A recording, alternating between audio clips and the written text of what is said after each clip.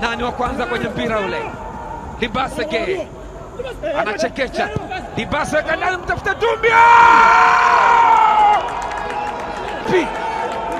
Ibrahim Doumbia, striker azungumzi, striker haongei sana maneno, pepe ni kufunga bao tu.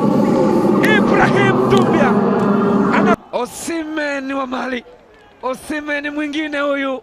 Tazama alivyopiga kichwa. Wow, Doumbia anasema wivu mtaokuwa ninyi, lakini yeye ni burudani tu. Doumbia kichwa maridadi kabisa katika eneo ambalo halikuwa rahisi kwake. Ni bao lake la kwanza. Henry David anajaribu kucheza tena kwa Kasali. Tegis Matthew ana sanaa kubwa ya kufunga. Matthew Tegis hatimaye anamchapa, anachapika Mahamadou Tanja Djibril Kasali. Moja moja. Kasali anashangaa, anashusha pumzi. Wakati huo Matthew Tegis amefanya balaa kubwa na Pamba Jiji ya Mwanza, Tanzania.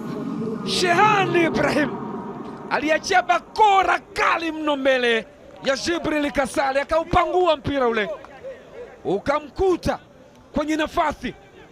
Matthew Tegis alichokifanya ni kumchinja tu Mahamadou Tanja Djibril Kasali.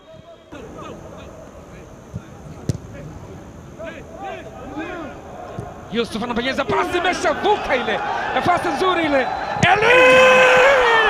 Ni Mpanzu, walete kati. Unaionaje hiyo? Vipi hiyo? Mpanzu anaruka saba sote kama kawaida yake. Wa Steve Becker, huyu ni Captain Philip Eli Mpanzu super sub. Pasi moja maridadi mno, pasi tamu sana ile. Tazama, ikapenya penye kwenye nafasi. David Kameta Duchu, cross down, ice cream. Eli Mpanzu clinical finish. Wow.